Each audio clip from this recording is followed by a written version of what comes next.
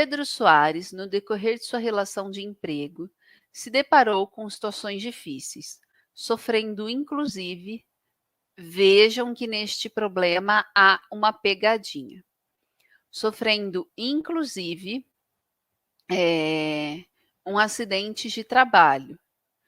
Nesse caso específico, ele acabou precisando do INSS. Então, ele foi acionar o INSS. A partir de quando ele pode fazer isso? A partir de que momento ele poderá acionar o INSS?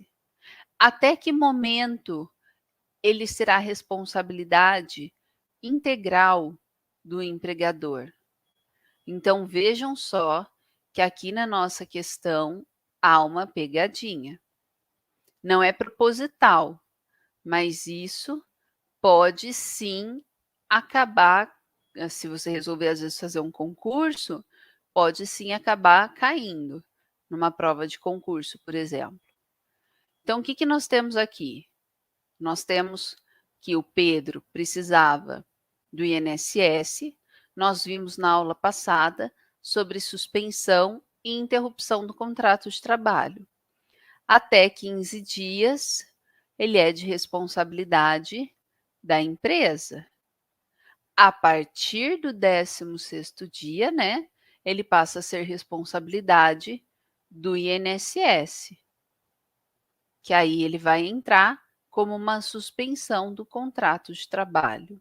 Até 15 dias ele está na interrupção do contrato de trabalho, ok? Esse é um ponto. Segundo ponto, ele sofre um acidente de trabalho.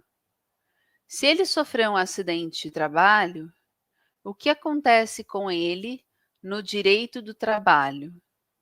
Ele ainda será protegido ou apenas no direito previdenciário que ele terá essa proteção? E aí? Porque esse ponto específico da legislação trabalhista foi alterado com a reforma trabalhista de 2017. Então, vejam que a reforma trabalhista de 2017, ela retirou o acidente de trabalho que envolvia a Justiça do Trabalho. Agora, eu só consigo discutir acidente de trabalho junto ao direito previdenciário. Então, se o Pedro, por exemplo, sofreu um acidente no trajeto, né, aquilo que a gente chamava acidente de trajeto, ele deixou de ter a proteção do direito do trabalho. Ele vai conseguir discutir isso apenas no âmbito previdenciário, tá? Então, fiquem atentos a isso. No direito do trabalho, ele não tem mais essa proteção por acidente de trajeto. Foi retirado, certo? Outro ponto que a gente tem aqui. Será que está ali, ó, passa a ser responsabilidade integral do empregador, ele vai precisar levar documentação, atestados e tudo mais. Será que, de fato, o Pedro conseguirá ser acolhido pelo INSS?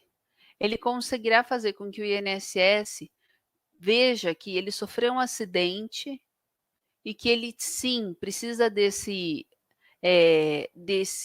auxílio, que ele precisa desse respaldo nesse momento? E aí? Nem sempre. Nem sempre. Pode ser que o INSS encaminhe ele para uma perícia médica e aí ele vai falar: mas eu já levei todos os documentos, já levei tudo, já fiz tudo. Ok, mas o INSS vai pedir para ele passar por um perito, vai pedir para ele passar por um médico do INSS. E aí ele chega lá, o médico do INSS pega um carimbo, brincadeira que ele não vai pegar um carimbo, né? Mas pega lá e coloca: indefiro o pedido.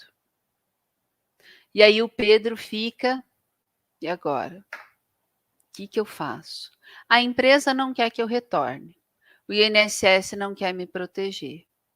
A empresa me deu os 15 dias que era de sua responsabilidade e falou que eu deveria ir até o INSS. Chego no INSS e dou com a cara na porta, porque eles entendem que eu posso sim. Os 15 dias que me foi dado já foram suficientes para eu me recuperar.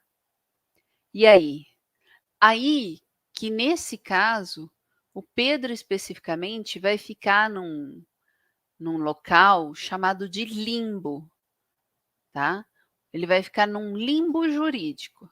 Ele não é nem responsabilidade da empresa, porque a empresa está falando que ele precisa se afastar, mas o INSS entende que ele também não é responsabilidade dele. Então, nesse caso específico, Pedro precisará entrar com uma ação judicial e, por meio da ação judicial, ser reconhecido, então, que ele necessita desse afastamento, que ele precisa continuar afastado. Claro, eu estou falando aqui como se o negócio acontecesse rápido, tá? Não é rápido. Professora, enquanto isso ele faz o quê? Enquanto isso, seria bom que Pedro tivesse um dinheiro guardado para que ele pudesse, então, nesse momento, ter ali uma forma de conseguir se sustentar e sustentar sua família, ok?